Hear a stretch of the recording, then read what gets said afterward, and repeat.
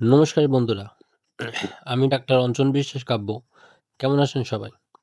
আজকের ভিডিওটা খুবই সেনসিটিভ বা স্পর্শকাতর একটা বিষয় নিয়ে।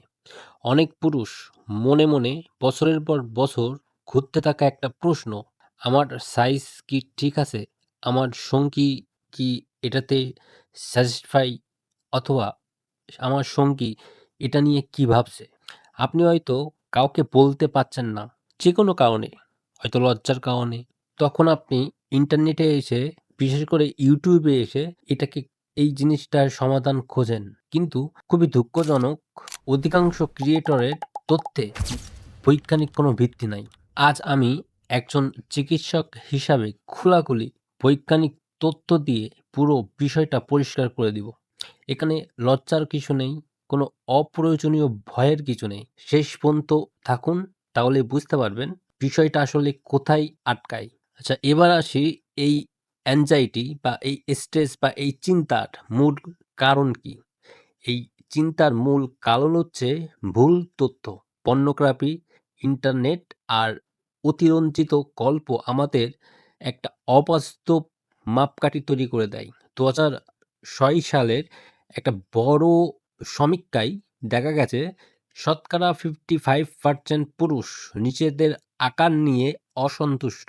কিন্তু 85% নারী তাদের সঙ্গীর আকার নিয়ে পুরোপুরি সন্তুষ্ট। এটা দেখিয়ে দেয় সমস্যাটা বাস্তবে কতটা, আর তার চেয়ে বেশি আপনাদের মাথার ভেতরে কতটা। এবার আসুন বৈজ্ঞানিক তথ্যে। ২০১৫ সালের বিখ্যাত মেটা অ্যানালাইসিসে ১৫,০০০ এর বেশি পুরুষের উত্থান অর্থাৎ ইজাকুলেশন টাইমের গড় দৈর্ঘ্য পাওয়া গেছে ১৩.১২ সেন্টিমিটার।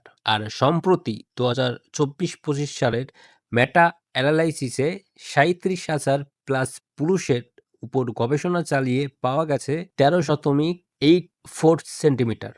ভারত, বাংলাদেশ অঞ্চলে গবেষণা এতে গড় প্রায় ১৩ সেন্টিমিটারের কাছাকাছি। অর্থাৎ আমরা মেটা অ্যানালাইসিসের এই বিশ্বব্যাপী সমীক্ষার মধ্যে পুরোপুরি মিলে যাই। তাহলে আসল প্রশ্ন হচ্ছে, নারীরা আসলে কি চায়?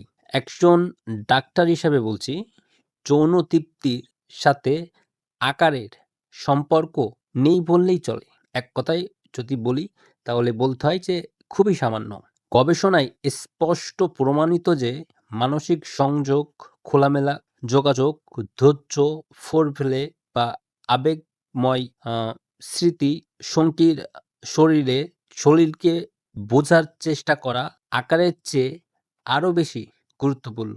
অনেক নারী পরিধিকে দৈর্ঘ্যের চেয়ে বেশি গুরুত্ব দেয়, কিন্তু এটাই একমাত্র সত্য নয়।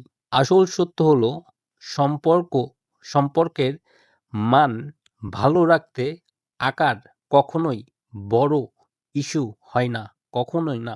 একটা গুরুত্বপূর্ণ সতর্কতা বলি, আপনি দিনের বেশিরভাগ সময় এই চিন্তায় কাটান, সম্পর্ক এড়িয়ে চলেন বা আত্মবিশ্বাস হারিয়ে ফেলেন, তাহলে এটা আপনার পিনাইন ডিসমরফিক ডিসঅর্ডার হতে পারে। এটি একটি মানসিক সমস্যা। তো এখানে আপনি যদি এই চিন্তাই কাটিয়ে দেন, অর্থাৎ ওই যে প্রথমে বললাম না যে উম, আপনার লিঙ্গের আকার, আপনি আপনার পার্টনার কি ভাবছে, এই চিন্তায় যদি কাটিয়ে দেন, তাহলে এই যে রোগটা, এটাকে বলা হয় মেডিকেলে পিনাইন ডিসমরফিক ডিসঅর্ডার। তো এটা নিয়ে লজ্জা পাওয়ার কিছু নাই।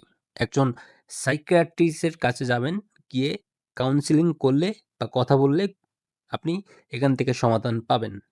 অবশ্যই সাইকিয়াট্রিস্ট এর নাম্বার জেনে, লাইসেন্স নাম্বার জেনে।